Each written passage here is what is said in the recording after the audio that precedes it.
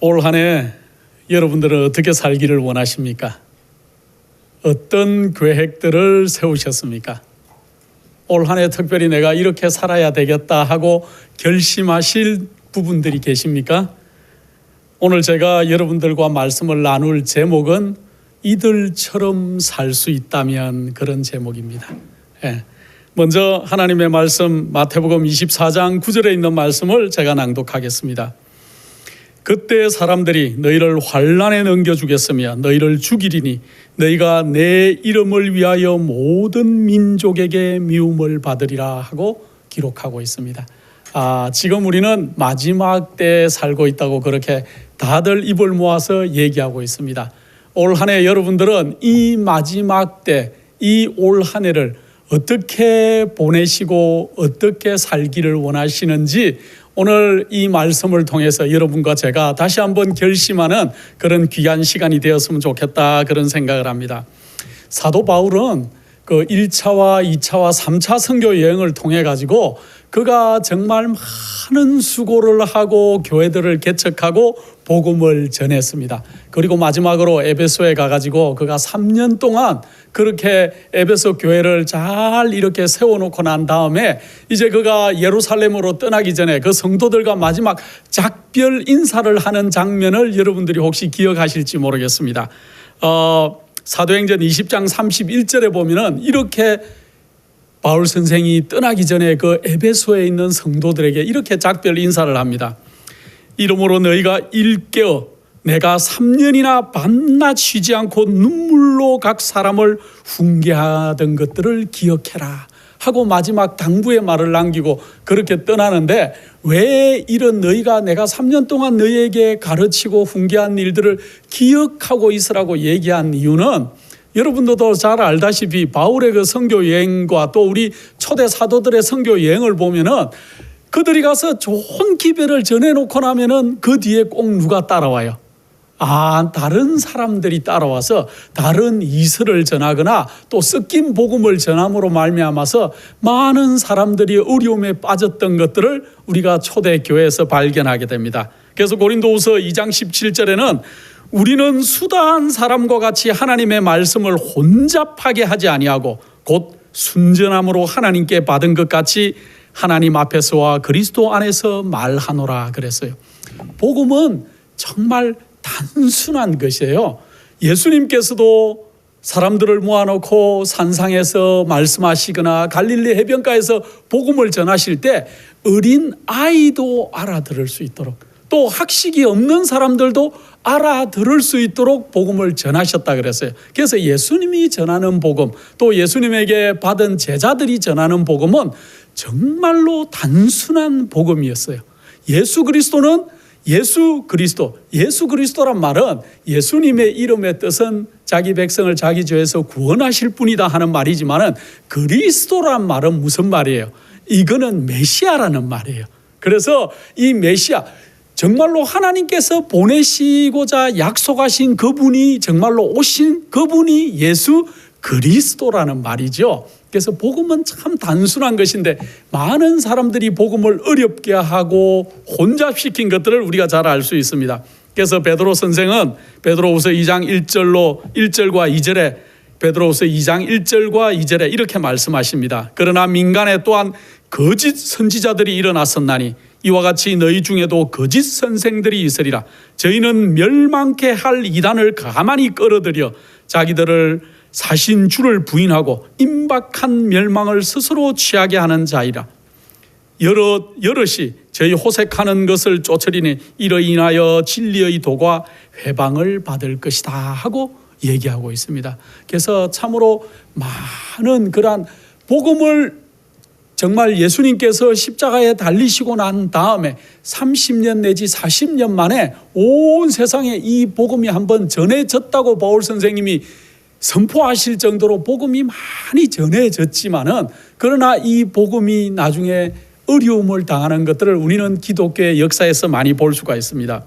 초기 기독교회는 정말 박해의 역사라고 해도 과언이 아닐 정도로 박해를 많이 받은 것들을 여러분들이 기억하실 것입니다. 우리는 1세기, 2세기 이렇게 하는데 AD 1년부터 100년 사이 이때 얘기하는 걸 우리가 1세기 이렇게 얘기를 하죠. 그래서 1세기, 그러니까 예수님 이제 돌아가시고 난 다음부터 복음이 세상에 전해질 그때 일어났던 그 로마의 네로 황제 시대부터 시작해가지고 이 컨스탄틴이 313년에 그 밀라노 칙령을 발표하고 자기가 기독교회로 개종했죠. 그 컨스탄틴이 황제가 되기 바로 그 전에 있었던 데오클레티아누스라고 하는, 보통 우리가 데오시안 황제라고 그렇게 얘기를 하죠. 그 4세기 초엽까지의 심각한 기독교의 박해가 있었던 것을 우리가 너무나 잘 알고 있습니다. 예수님의 제자들은 다 순교를 당했고 또 많은 사람들이 박해와 또 순교의 길에 갔던 것들을 우리가 너무나 잘 알고 있는데, 이 컨스탄틴이 313년에 밀라노 칙령을 발하면서 그가 기독교회로 개종을 하고, 그렇게 함으로 인해 가지고 이 박해가 잠시 중단이 되는 그러한 것들을 우리가 기독교의 역사를 볼 수 있는데, 이 컨스탄틴은 황제가 되기 전에 313년에 그가 313년에 7년을 발했는데 312년에 그가 전쟁에 나갔어요. 그걸 밀비안 다리의 전쟁이라고 그렇게 얘기한다 그럽니다. 우리가 뭐 역사는 잘 모르겠지만은 밀비안 다리의 전투라고 하는데 거기에서 굉장한 큰 승리를 얻었어요. 그래서 이 컨스탄틴은 황제의 자리에 이렇게 자리가 공고히 되는 그러한 계기를 마련을 했는데, 그가 이 다리의 전투에 나가기 전에 그가 환상을 봤다 그래요. 어떤 환상을 봤나 하면 태양빛에 아주 태양의 밝은 빛이 십자가 모양으로 그에게 내려 쪼이는 그러한 그 환영을 봤다 그래요, 자기가. 그래서 그의 군사들에게 전부 다 옷에다가 십자가 표시를 한 군복들을 입히고 전쟁에 나가게 하는 그런 일들을 해서 굉장히 큰 승리를 했다고 그가 나중에 이렇게 고백하는 것들이 역사책에 그렇게 기록이 되어 있는데, 그렇고 함으로 인해 가지고 그들이 이제 너무 불어나는 기독교인들을 어떻게 감당을 할 수가 없어서 박해를 하면 할수록 그들의 씨가 더 헛뿌려지니까 그들을 이제 박해하는 거에서 사단은 작전을 바꿔서 교회 안으로 끌어들이기 위해서 교회를 인정하게 되는 그런 일들. 그래서 이 컨스탄틴이 313년에 개종하고 난 다음에 많은 이교도들도 따라서 기독교로 개종하는 역사들이 있었던 것을 알 수 있습니다. 그런데 그들이 원래 예배드리는 그 풍습과 기독교에 들어와서 아주 경건하게 예배드리는 것들이 그들의 마음에 차지를 않아서 그들이 설금설금 이단의 많은 것들을 예배의 형식에 가지고 들어온 것들을 우리는 너무나 잘 알고 있습니다. 이 콘스탄틴은 325년에 니케아 종교회의를 주최해가지고 그 특별히 그 니케아 종교회의가 중요했던 것은 우리 예수님의 그 신성을 부인하던 그 아리우스파들은 이단으로 그때 취급을 하는, 그때 당시만 해도 그들이 아주 기독교의 사상에 그래도 잘 이렇게 하려는 마음들이 있었지만은 그의 황제의 권력이 점점 이렇게 공고해지는 시기가 되니까 331년부터는 다시 기독교인들을 박해하는 역사가 반복되는 것들을 우리가 너무나 역사에서 잘 보고 있습니다. 그 다니엘서 7장 25절에 보면은 이런 귀한 말씀을 여러분들 잘 알고 있죠. 그가 장차 말로 지극히 높으신 자를 대적하며 또 지극히 높으신 자의 성도를 괴롭게 할 것이며 그가 또 때와 법을 변개코자 할 것이며 성도는 그의 손에 붙임 바 되어 한때와 두때와 반때를 지내겠다는 그 말씀을 여러분들이 기억하시죠. 우리 이제 이 예언을 연구하고 다니엘서를 연구한 백성들은 이 부분이 어떤 부분인지 너무나 잘 알고 있습니다. 2300주야의 그 긴 예언 가운데 이 한때와 두때와 반때의 예언이 그 사이에 포함되어 있는데 AD 538년 로마 법왕교회의 그 권위가 거의 확립되는 그때로부터 시작해가지고 1798년 로마의 그 법왕이 피어서 6세가 잡혀서 이렇게 죽었던 그때까지 이 1260년 한때와 두때 반때, 그 한때는 1년을 가리키죠. 그래서 한때 두때 반때는 3년 반을 가리키고 3년 반은 날짜로 환산하면은 1261이 되죠. 근데 성경의 예언은 1일을 1년으로 환산하라는 에스겔 4장 6절에 의거해서 보면은 1260년. 그래서 정말로 역사적으로 그 기간 동안에 무수한 박해와 어려움들이 그렇게 있었던 것들을 우리는 알 수 있습니다. 그래서 그 계시록 12장 6절에도 뭐라고 얘기하고 있습니까? 여자가 어떻게 한다고요? 여자가 이 광야로 도망을 가니까 거기서 1260일 동안 어떻게 한다고요? 하나님이 그를 보호한다는 그러한 내용을 우리가 잘 알고 있죠. 그래서 1260일 동안 1260년 동안 그 박해 시대 동안에 어떤 일들이 있었는지를 오늘 좀 우리가 공부를 해보면 좋겠다 그런 생각을 합니다. 이 1260년 이 굉장한 종교 암흑 시대 동안에 하나님의 그 씨들이 다 말라서 참으로 없어질 줄 알았지만은 하나님께서는 시대마다 그 마지막 백성들을 보존해 주셨고 그 씨들을 간수해 두셨던 것들을 우리는 기독교의 역사 속에서 너무나 잘 알고 있습니다. 그래서 하나님께서는 이 온 세상이 법안권이 참으로 최상권을 가지고 아주 이 온 세상을 캄캄하게 만들었지만은 그러나 그 속에서도 하나님은 당신의 씨들을 보존하셨고 마지막 백성들을 보존해 오셨던 것들을 알 수 있는데 우리는 참으로 많은 분들에게 빚진 자들이에요. 우리가 오늘날 이렇게 복음을 받아들이고 우리가 안식일을 지킬 수 있고 순수한 타협되지 않은 성경의 복음들을 가지고 있는 이유는 이때 당시에 있었던 그 수많은 이름을 알 수 없는 그분들의 희생과 노력에 의해서 오늘날까지 이 복음이 전수되었다는 것들을 우리는 알 수 있습니다. 그래서 우리가 오늘 이 시간에 우리가 함께 연구하는 이 분들처럼 우리도 올 한 해 살 수 있다면은 저는 얼마나 감사한 그리스도인들이 되겠나 그런 생각으로 이 말씀을 이제 준비했습니다. 이 세상이 그들에게 얼마만큼의 은혜를 입었는지에 대해서 후세 사람들은 결코 알지 못할 것이다 그랬어요. 그들이 얼마만큼의 고난과 어려움 속에서 이 복음을 간수하고 지키고 있었는지 알 수 있습니다. 그들은 이단자로 낙인이 찍혔다 그랬어요. 혹시 여러분들은 주변의 사람들에게 이단이라고 낙인을 찍혀보신 적이 있습니까? 이단이라고 낙인이 찍혔고 그들의 동기는 비난을 받았고 그들이 하는 모든 일들이 비난을 받았다 그래요. 또 그들의 품성은 중상을 받고 중상모략이라 그러죠. 저 사람들이 저렇게 하는 거는 가짜야. 이렇게 중상모략을 받듯이 이들도 그런 취급을 당했고 그들이 쓴 책들은 압수를 당했고 또 아주 잘못된 방법으로 전수되도록 그렇게 만들었고 또 많은 부분이 삭제를 당했다 그랬습니다. 그러나 그들은 굳게 서서 오는 세대를 위한 신성한 유업으로서 그들의 순결한 믿음을 대대로 물려가면서 간직을 했다고 그렇게 기록하고 있습니다. 여기에 참 이런 귀한 말씀이 있어요. 로마 교가 최상권을 쥐고 있던 암흑시대 하나님의 백성이 당한 역사는 하늘에 기록되어 있지만 사람의 손으로 기록된 것은 너무나 적다 그랬어요.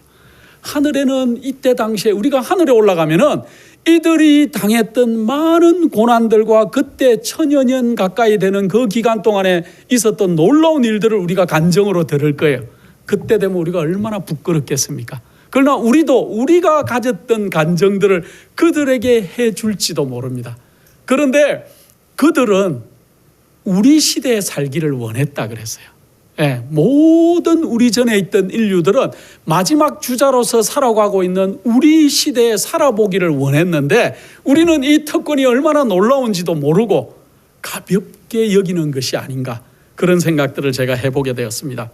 그래서 이 로마 교도들은 그들의 정책은 뭐냐면 이들을 없애고 말살시키는 것뿐만 아니고 그들이 가지고 있던 서적들 그들이 배포하던 그러한 내용들을 문서에서 삭제시키고 없애는 것들이 그들의 큰 일들이었다 그랬습니다.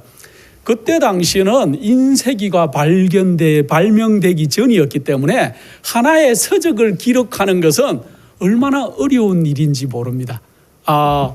저희가 설교를 준비하기 위해서 이렇게 문서를 작성하려고 보면은 굉장히 어려워요. 여러 문서들을 봐야 되고 기록을 해야 되고 작성을 해야 되기 때문에 그 시간이 굉장히 많이 걸립니다. 그런데 이렇게 적게 하는 것도 시간이 걸리는데 성경을 필사하거나 또 하나의 문서들을 만들어서 배포하기는 참 어려웠겠다, 그런 생각을 합니다.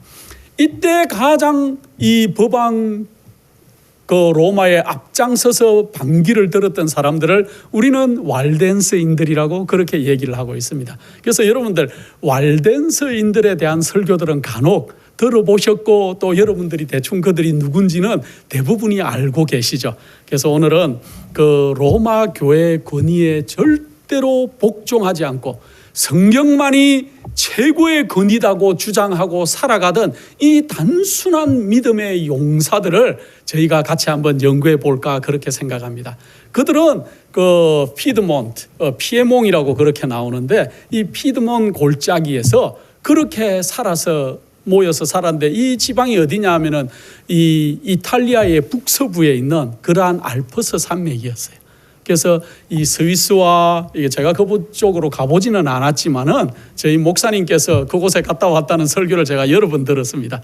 그 알프스와 그다음에 그 스위스와 또 이탈리아와 프랑스와 이렇게 다 연결이 되는 그러한 지역에 있는 그곳에 이 피드몬 골짜기에 그들이 모여서 살았는데 수많은 사람들이 그렇게 모여 살았다 그랬습니다. 그런데 이 분들은 AD 100년 지나고 난 거의 2세기경부터 그 라틴어로 된 성경들을 가지고 있었다 그랬어요.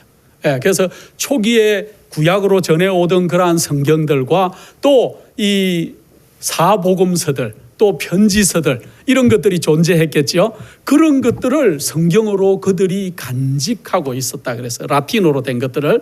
그래서 그 성경들을 보면서 외우면서 그렇게 지내는 사람들이었는데 그래서 그 사람들을 우리 한국말로 뭐 보도바인 그렇게도 얘기했는데 이 왈렌서인들을 영어로는 바우도미스라고 그렇게 얘기한다 그럽니다. 이 사람들의 뜻은 골짜기 사람들이라 그래요. 골짜기의 사람들. 그들이 저 위에 계곡에 사람들과 동떨어진 도시와 동떨어진 그런 곳에 살고 있었기 때문에 그들을 골짜기 사람들이다 그랬는데 그들은 1년 아니면 여러분들이 지금 신앙을 몇 년 하셨습니까? 20년, 30년. 아이고 이렇게 오래 이렇게 얘기하시는데 이들은 1000년이 넘는 기간 동안에 그들의 신앙을 고수하고 살았다는 거지요. 그래서 우리는 너무 부끄러운 존재들이 아닌가 그런 생각을 합니다. 1000년이 넘는 기간 동안에 그들이 이 복음을 간수하고 살았다는 거죠. 그래서 이 왈덴스에 살았던 이 사람들, 이 피에몬 골짜기에 살았던 이 피드몬 골짜기에 살았던 이 사람들이 가장 법왕 로마에 앞장서서 반기를 들고 그들이 주장하는 것들은 잘못된 것이라는 것들을 사람들에게 알리는 그러한 순결한 믿음을 유지하고 살던 그러한 사람들이었습니다. 그러나 그들에게도 이제 박해가 시작되기 시작했어요. 그들의 이제 처음에는 박해가 없었지만은 이제 그들에게 그들의 전하는 기별들이 세상에 알려지기 시작하고 또 많은 사람들이 그들의 기별을 아름아름 받아들이기 시작하니까 이제 이 로마 교황권은 이제 이들을 그대로 두어서는 그들의 권위가 서지 않는다는 것을 깨닫게 되고 그들을 핍박하기 시작하고 교회들을 이제 핍박하기 시작했는데 이 왈덴스에 살던 그러한 사람들 가운데 많은 사람들도 이제 처음에는 저항을 해봤지만은 그 로마 법왕권의 그러한 무수한 그러한 공격에 그들이 백기를 들고 그들에게 동조하는 사람들도 생겨나가기 시작했습니다. 그래서 어떤 많은 무리들은 이제 그냥 로마의 그 최상권에 무릎을 꿇는 그러한 사람들도 생긴 반면에 또 많은 그러한 이 왈덴서인들은 그들의 살던 고향들을 버리고 어떤 사람들은 외국으로 나갔다 그랬어요. 외국으로 나가서 그들의 가지고 있던 복음들을 전하기 시작했고 어떤 사람들은 지금 살던 그 골짜기보다 더 높고 또 험준한 그러한 그 알프스 산 속으로 더 피신을 해서 그들이 그들의 가지고 있던 순수한 신앙을 계속 유지하는 무리들이 생겼어요. 오늘날도 마찬가지죠.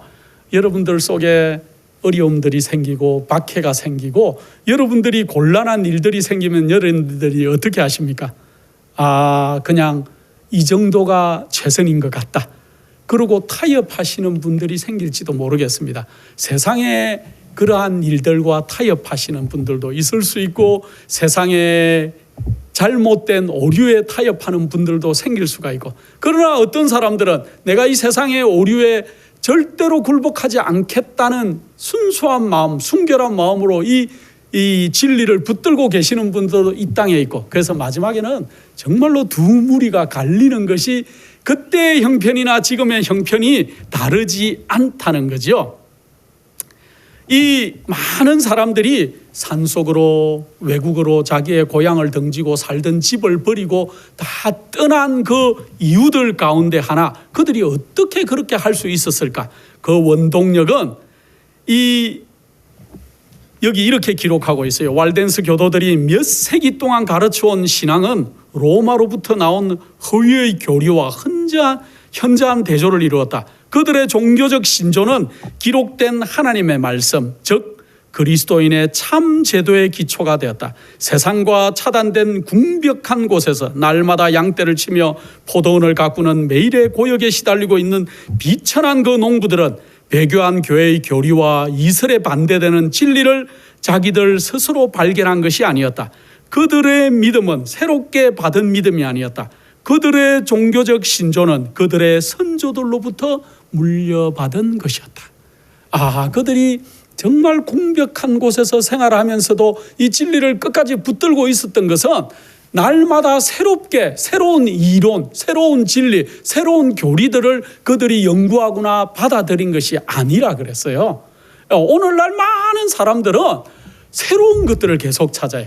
새로운 것들, 어떤 새로운 학설, 어떤 유명한 사람들이 이 얘기를 했고 어떤 유명한 목사님이 이 말씀을 전했고, 그것이 아니고 그들이 그렇게 천여 년 동안 이렇게 walden스인들이 지낼 수 있었던 단 하나의 이유는 그들의 선조들로부터 물려받은 단순한 진리.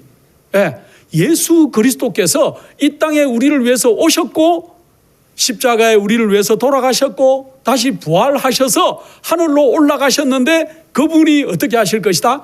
다시 오실 것이라는 이 단순한 명제를 그들은 받아들였다는 거예요. 그래서 유다서 3장에 3절에 보면 이렇게 해놨죠. 사랑하는 자들아, 내가 우리의 일반으로 얻은 구원을 들어 너희에게 편지하려는 뜻이 간절하던 차에 성도에게 단번에 주신 믿음의 도를 위하여 힘써 싸우라는 편지로 너희를 전하여야 할 필요를 느꼈다 하고 기록하고 있어요. 신앙은 단순한 거예요. 복음을 복잡하게 설명하는 사람들, 또 복잡한 이론을 곁들여서 본인도 무슨 얘기를 하는지를 모르는 설교를 이 세상에 얼마나 많은 목회자들 또 강단에 있는 분들이 하고 있는지 몰라요. 본인이 이해를 못했어요.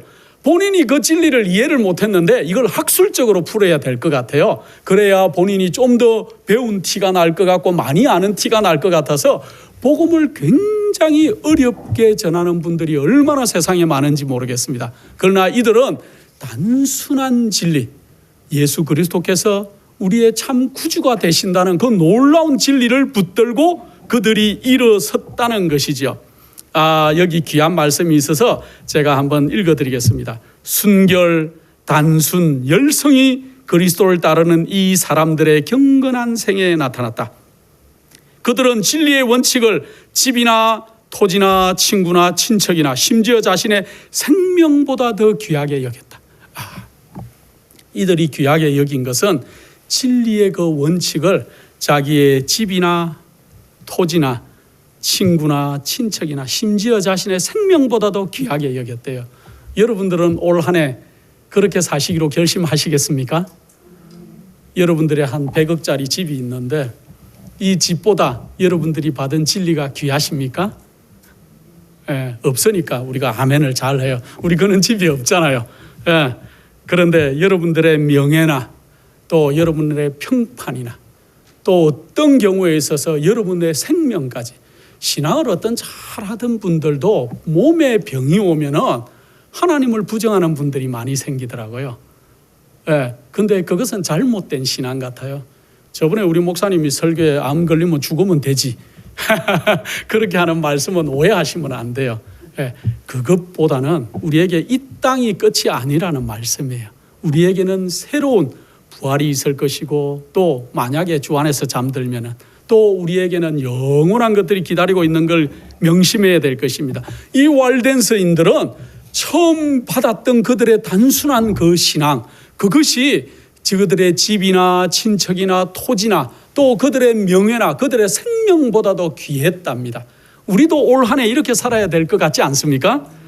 그뿐만 아니라 그 원칙들을 젊은이의 마음에 철저히 새겨주기 위해서 열심을 다했다 그랬어요.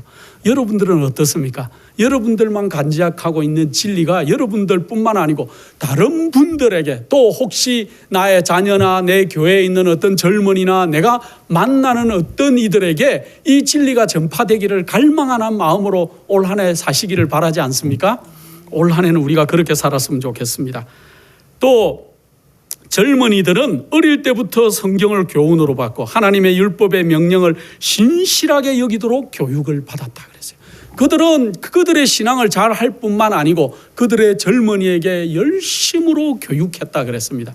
우리도 올 한 해 우리의 젊은이들, 또 특별히 우리 아이들을 가지신 부모님들은 그리스도 안에서 잘 양육하는 법을 올 한 해 배워가시는 때가 되면 좋겠습니다.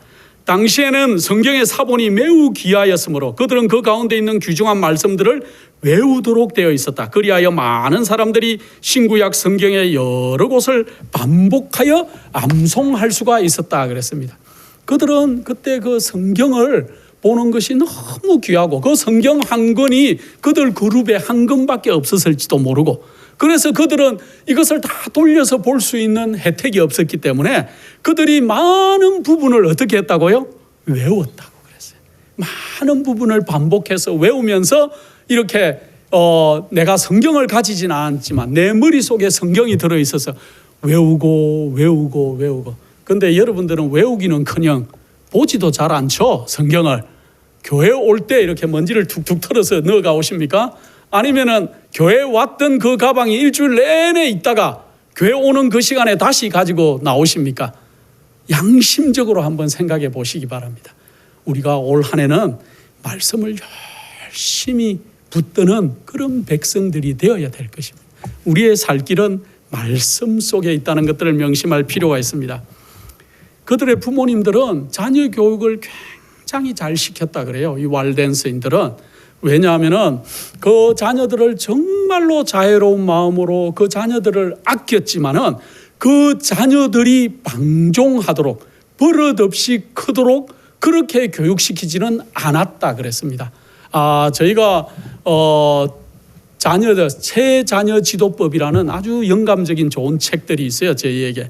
근데 자녀를 가지신 분들은 이 책들을 좀 구입하셔서 그렇게 좀 이렇게 읽어보시는 것을 권해드립니다. 자녀들을 어떻게 교육할 것인가, 그리스도 안에서 참으로 놀랍도록 영감의 글들이 그 책 속에 있어요.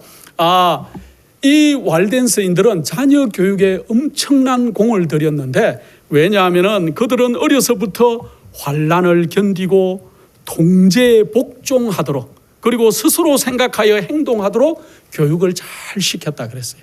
왜냐하면 그들이 아주 어려서부터 책임지는, 말에 책임을 지는 교육을 그들은 굉장히 열심히 받았는데, 왜냐하면 그들이 자칫 자기가 잘못 나가서 얘기하면은 자기의 어려움뿐만 아니고 그들의 온 그룹이 어려움에 당할 것이었기 때문에 이 walden서인들의 자녀들은 어려서부터 자기 자신을 어떻게 통제하고 복종하고, 부모들에게 복종하고 말씀대로 살고, 또 내가 어디에 나가서 이 말을 해야 되는지 하지 말아야 되는지도 교육을 굉장히 철저히 받았다는 것이죠. 그래서 walden서인들이 1000년 넘는 기간 동안 이들의 복음을 전수하고 고수하고 그들이 옮겨 다니면서도 그들이 살아남을 수 있었던 그러한 방법이 이 자녀들의 교육 속에 있었다는 거죠. 여러분들 온 한 해 여러분들의 자녀들과 또 아이들을 어떻게 교육하시고 양육하시기를 바라십니까? 이 walden서인들의 교육법을 우리가 배워야 될 것입니다. 말에 책임을 지는 아이들, 예, 그래서 이 아이가 어릴 때부터 교육받지 않으면은 나중에 커서 이 말을 해야 되는 말인지 하지 않아야 되는 말인지 분별을 못하는 어른들을 참 많이 만나게 됩니다. 또 어떤 아이들은 복종하는 법을 배우지를 못해요. 또 예모 있게 크는 방법을 못 배우는 어린아이들도 많이 있어요. 왜냐하면 요즘은 아이들이 너무 귀하죠. 하나나 둘밖에 안 놓는 아이들이기 때문에 어떤 부모님들은 식당이나 어느 장소에 가서 아이들이 막 뛰어다니고 떠들고 소란을 피워도 제재를 하지 않는 것들을 제가 본 적이 있습니다. 그런데 여러분들도 그런 걸 본 적이 있으시죠? 그런데 만약에 그 아이들을 누군가가 제재를 하면 뭐라고 얘기합니까? 내 아이 기를 죽인다고 도로 화를 내죠. 그 부모님들이. 그렇게 키운 아이는 100에 100 부모님께 효도 안 합니다. 절대로. 그래서 아이들을 어릴 때부터 순종이 제사보다 낫다는 가르침을 가르쳐야 될 것이에요. 그래서 나이가 들어도 부모님이 아니라고 하는 것은 아닌 것이고 이렇게 수긍할 수 있는 아이, 또 어른들을 예모 있게 대할 수 있는 아이로 우리가 왈된 서인들처럼 키워나가야 돼요. 그래서 왈된 서인들의 그 자녀 교육을 우리가 올 한 해는 좀 배워볼 필요가 있지 않을까 그런 생각을 합니다. 그들은 옮겨 다니면서 그들이 골짜기 토굴 속이나 또 산맥 그 아주 추운 곳들을 옮겨 다니면서도 그들이 해가 조금 나는 날에는 그들이 얼른 그들의 골짜기의 땅들을 개간했다 그랬습니다.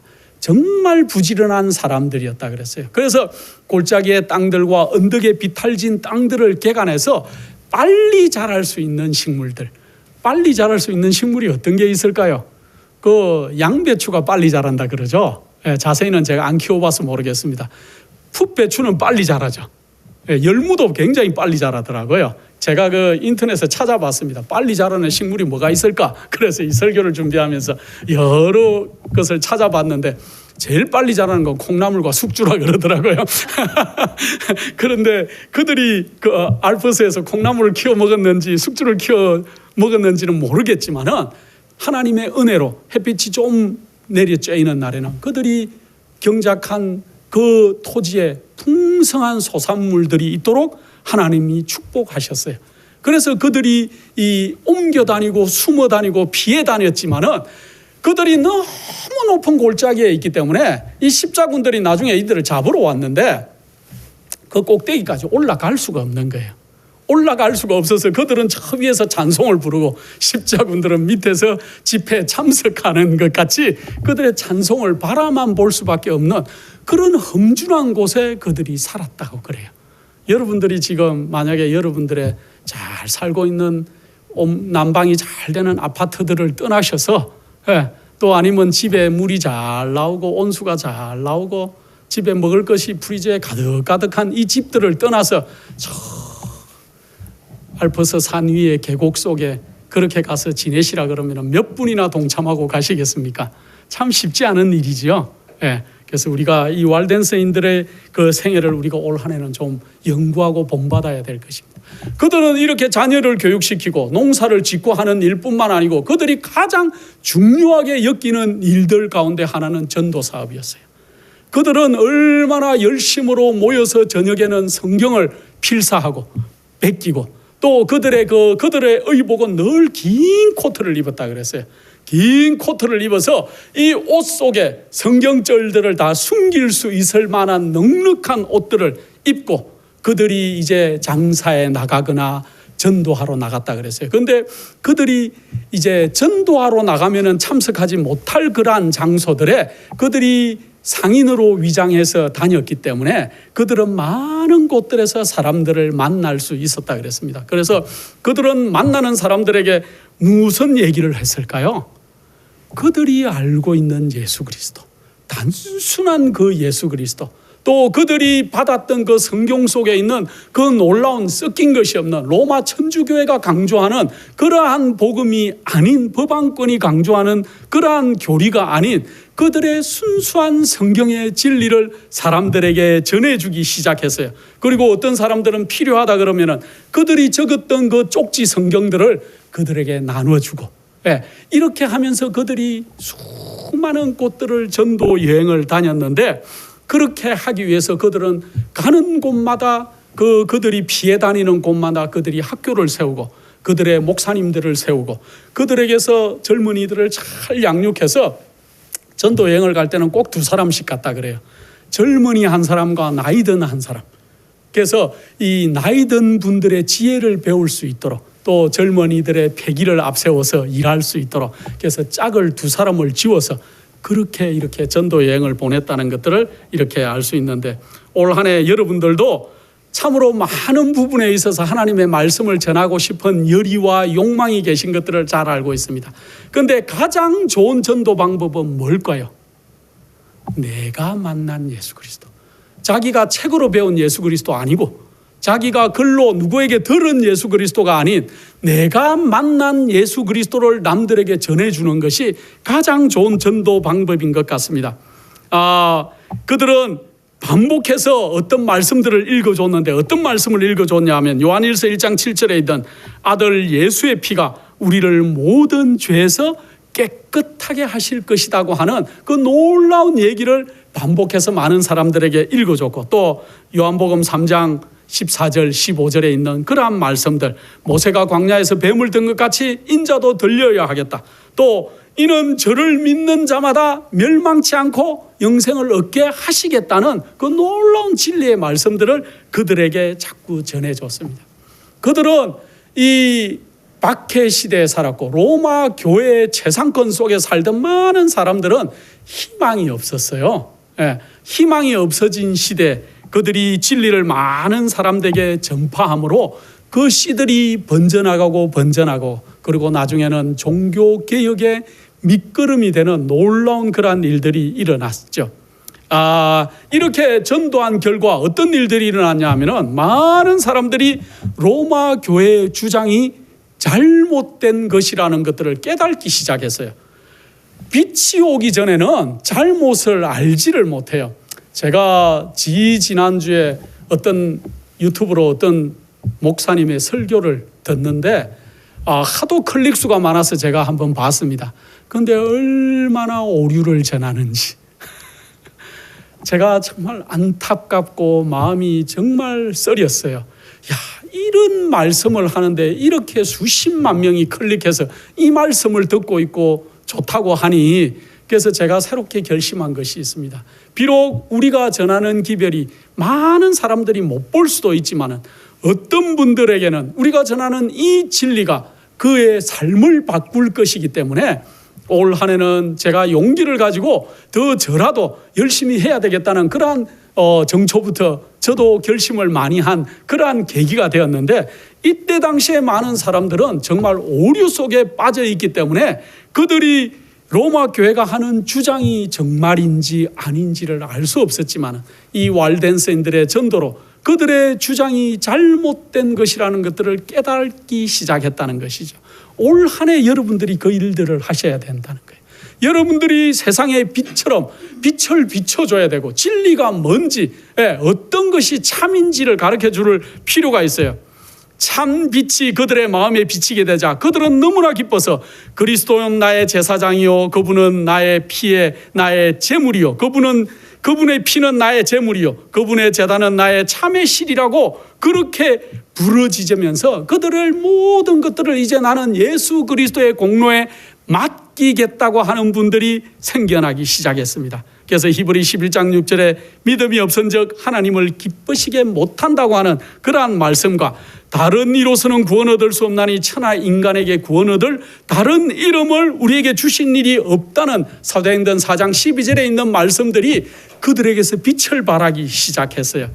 그래서 고난에 있던 그러한 사람들 속에 하나님의 진리의 빛이 이 왈덴서인들을 통해서 비춰질 때 그들은 정말 자기의 생애를 바꾸는 그 말씀 잠깐 하루 저녁에 들었던 그 말씀을 붙들고 사는 사람들이 생겨나기 시작했고 또 하루나 이틀 정도 그들 집에 유하면서 말씀을 전해줬던 그들의 그 말씀이 그들의 인생 전체를 바꾸는 사람들이 생겨나기 시작했죠. 그렇게 함으로 이 사람들이 이렇게 말씀하고 있어요. 그들은 이제 그들의 구주의 이름을 영원하게 할 수 있는 일이라면 감옥이나 화영주도 달게 받을 수 있게 되었다. 이와 같은 방법으로 하나님의 말씀은 아무도 모르는 장소에서 여러 사람들에게 읽혀져 나갔다 그랬어요. 그래서 어떤 때는 오직 한 사람에게, 어떤 때는 빛과 진리를 사모하는 적은 무리에게 읽혀졌다. 때로는 밤을 새워가면서 성경을 읽어주었다. 듣는 사람들은 너무나 감탄하고 놀랐기 때문에 구원의 기별을 깨달을 때까지 자비의 사자들이 낭독하는 일을 중단하지 못하도록 계속 우리 집에 더 계십시오, 더 계십시오 하고 간청하는 일들이 있었다 그랬습니다. 그래서 어떤 사람들은 정말로 예수 그리스도께서 나 같은 사람도 받아주실까 하고 고민하고 고뇌하던 그 영혼들 속에 정말 수고하고 무거운 짐진 자들아 다 내게로 오라, 내가 너희를 편히 쉬겠다고 하는 그 예수의 놀라운 말씀이 그들에게 크나큰 힘이 되는, 참으로 복음의 등불이 다 꺼져가는 시대 같았지만은 복음의 빛은 환하게 타오르고 있는 아이러니한 일들이 그때 종교 암흑 시대의 이 왈덴서인들을 통해서 일어나고 있었다는 거죠. 그래서 이 사람들은 잠시 있다가 가버렸는데 그들이 잠시 있다 가버리고 나면은 그들이 하루 저녁에 받았던 것들을 그들이 모여서 또 얘기하고 그들의 회작거리가 되었다는 얘기가 있죠. 그들이 또 얘기하고 곱씹고 우리가 천사를 만난 것이 아닐까 하고 얘기하는 그러한 일들이 많이 일어났다 그랬습니다. 그래서 그들이 내가 어젯밤에 천사가 우리 집을 방문한 것이 아닐까 하고 생각할 정도로 이 왈덴서인들의 고귀한 신앙은 참으로 우리에게 본이 되는 신앙이었던 것 같습니다. 그래서 그 위에 하루나 이틀 그 집에 머물고는 그들은 다른 나라로 가거나 다른 곳으로 가거나 어떤 사람들은 잡혀서 화형대에 끌려가는 그러한 일들이 반복해서 일어났어요. 그들이 쓰러져 갔지만은 또 다른 그 왈덴서인들이 또 방문하는 일들이 점점 일어나게 될 때 이 로마 교회가 더 이상은 이들을 방치하다가는 큰일 나겠다는 그러한 그 마음 때문에 그들을 박해하기로 결정하고 그 로마 교회는 이 왈덴서인들을 이단으로 간주하고 난 다음에 이들을 잡으라는 명령을 내리기 시작했죠. 그 왈덴서인들의 그 죄명이 있었어요. 죄명. 저는 이 글을 읽을 때 가장 큰 감명을 받았던 것 같습니다. 왈덴서인들의 죄명이 있어요. 우리 예수님에게도 죄명이 있었습니까? 우리 예수님의 죄명이 있어요. 참남죄. 하나님을 사칭한다는 그러한 죄명으로 그들이 붙였지만은 이 왈덴서인들의 죄명을 제가 읽어드릴게요. 잘 한번 들어보십시오. 그들은 게으르거나 부정직하거나 질서를 물랑케 한다는 죄로 고소되지 아니하고 도리어 외모로는 경건하고 성실한 채 하면서 실상은 참된 우리의 양을 속이는 자들이라고 그렇게 정죄했다 그랬어요. 외모는 멀쩡한 사람들이다. 그러나 그 속은 잘못된 사람이라고 죄명이 붙었다는 거죠. 우리가 이 정도 죄명이 붙으면 참 좋겠어요. 이들이 얼마나 경건하고 얼마나 예모 있었으면 그들이 하는 행동이나 그들의 모습은 죄인의 모습이 아니라는 거죠. 그러나 그 속이 잘못됐다는 죄명으로 그들을 잡았다 그러는데 로마 교회는 이렇게 했어요. 독사처럼 짓이겨 버려라. 그들에게 명령을 내릴 때 그들을 발견하거든 독사처럼 짓이겨 죽이라고 하는 명령을 발표하게 되죠. 그래서 그들이 모인 군대가 무슨 군대입니까? 십자군.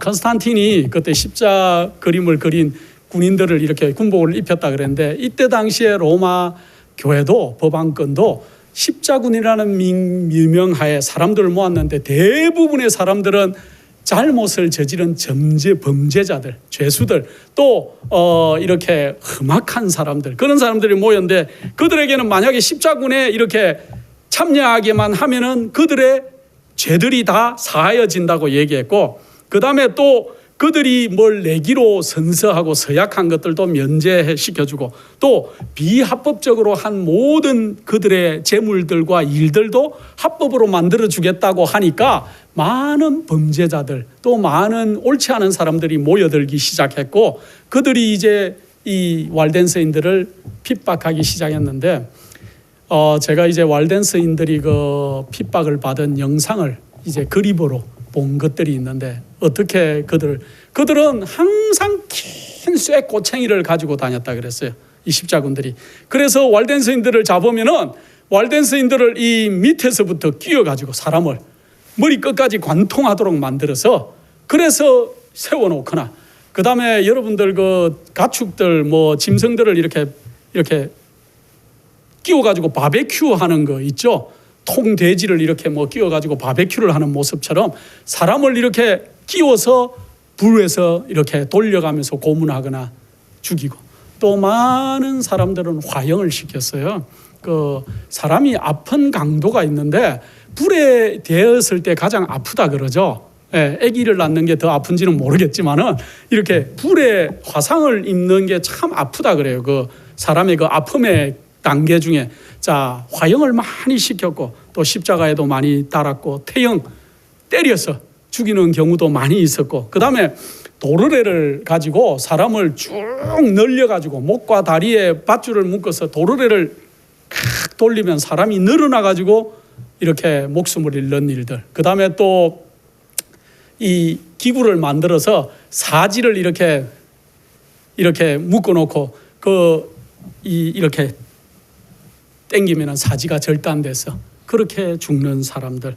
특별히 제가 가장 안타까운 것들은 그 수녀들, 여자 수녀들이 그 왈덴스인 여자 성도들을 잡으면은 옷을 빨가벗겨서 이 쇠로 된 그 꽃이 큰 긴 꽃창이로 이렇게 여자 이 왈덴스인들의 가슴을 이렇게 도려내듯이 쥐어짜서 이렇게 그들에게 자백을 받으려고 하는 그러한 이 무수한 일들을 통해서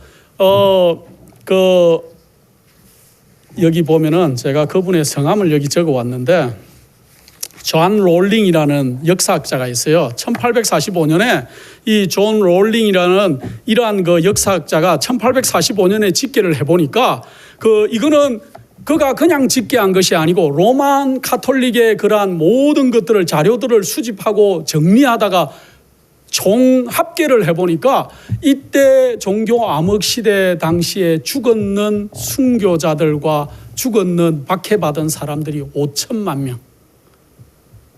예, 우리 대한민국의 인구가 한 5천만 명 됩니까? 5천만 명. 예, 그가 다른 문헌을 점검한 것이 아니고 로마의 문서들을 점검해서 그들이 죽인 사람들의 숫자를 더해 보니까 5천만 명이나 그렇게 박해를 받아서 사라졌다는 것들을 우리가 적고 있더라고요. 그 예수님의 제자들도 참으로 많은 분들이 순교를 당했는데 대부분이 순교를 당했죠. 베드로는 어떻게 순교당했습니까? 십자가에 거꾸로 매달렸어요. 그의 형제 안드레는 십자가에 X자로 달려서 죽었어요. 예. 그 다음에 야고보는 아그리빠 왕에게 칼에 목이 베어가 죽었죠. 요한은 도미시안 황제 때 펄펄 끓는 그런 기름 가마에 집어넣는데도 안 죽어요. 이 요한이. 그래서 할 수 없이 밤모섬에 유배를 당했다가 요한은 자연사했다는 기록이 있어요. 빌립은 기둥에 매여 있다가 돌에 맞아서 그렇게 죽었고, 마태는 에디오피아까지 갔는데 미늘창이라는 그 도구가 있더라고요. 제가 자세히 연구를 해보니까 도끼와 창과 칼과 이런 것들이 한꺼번에 만들어져 있는 이렇게 기구가 있는가 봐요. 거기에 찔려서 죽었습니다. 시몬은 AD 74년에 영국에서 십자가에 처형됐다는 설도 있고, 혹은 페르시아의 폭도들에 의해서 톱으로 두동강이 나서 그렇게 죽었다는 그러한 그 문헌이 있어요. 도마는 인도까지 가가지고 이교도들이 창으로 그의 몸을 관통을 시켜서 도마는 그렇게 순교를 당했고, 바돌로메는 아르메니아 우상 숭배자들이 바돌로메가 제일 어려웠던 것 같아요. 산채로 가죽을 벗겨서 그를 순교하게 만들었습니다. 또 다데오 아시수르나 페르시아 지역에서 전도하다가 화살에 맞아서 죽었고, 또 작은 야고보라고 하죠. 이 작은 야고보도 94세까지 있었어요. 그는 예루살렘 유대인들에 의해서 그 높은 탑에서 던졌어요. 그런데 안 죽었어요. 이 작은 야고보가. 그러니까 내려와서 나무로 된 망치로 그를 순교시켰습니다. 마띠아는 예루살렘 유대인들에게 돌팔매를 맞았는데 돌팔매를 맞아도 이 마띠아가 죽지 않자 참수용을 했던 그러한 놀라운 기록들을 제가 보면서 우리는 참 호강스러운 시대에 살고 있다. 우리가 어렵다, 힘들다, 나에게 고난이 있다 하는데 우리가 정말 입을 닫아야 될 일들이 아닌가 그런 생각을 했습니다. 이 왈덴스인들의 이제 제가 조금만 더 하고 마치겠습니다. 이 왈덴스인들의 그들의 그 영향력 때문에 그들이 토벌을 당하고 비인도적인 학살을 당했음에도 불구하고 이 귀중한 진리를 선포하기 위해서 전도자들을 파견하는 일을 멈추지를 않았다 그랬습니다. 올 한 해 여러분들이 남들에게 여러분들이 만난 예수 그리스도를 전하는 일을 멈추지 말아야 될 것입니다.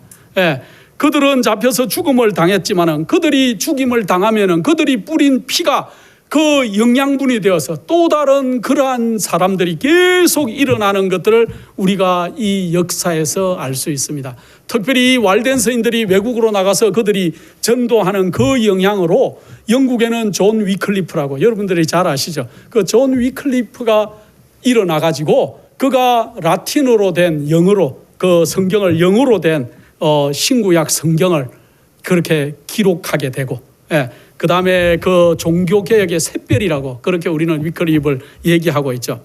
그런데 이 위클립이 그 옥스포드, 영국의 옥스포드 대학을 나왔어요. 이 사람은 그 옥스포드 대학 나온 참으로 유명한 사람이었지만은 그가 로마 교회가 하는 것이 잘못되었다는 것들을 지적하게 되고, 그렇게 함으로 인해 가지고 이 위클립의 영향으로 왈덴서인들의 영향을 받은 이 위클립, 또 위클립에게 영향을 받은 많은 사람들이 나중에는 100여 년 뒤에는 틴데일, 그 우리 성경을 기록한 틴데일이 있죠. 또 루터가 그렇게 종교개혁의 선봉에 서는 일들이 일어났지요. 자, 이 위클리프는 그 로마 교회가 잘못됐다는 걸 알리기 위해서 가난한 수도사들의 모임을 만들었어요. 그걸 우리 롤랜드라고 하는데, 이 사람들이 영국 전역으로 퍼져나가면서 그들에게 막 복음을 전했기 때문에 많은 사람들이 이 위클립이 쓴 성경과 그들의 전하는 복음들을 받아들였는데, 그래서 이 기별을 받아들인 사람이 잡히면은 화형을 시켰어요.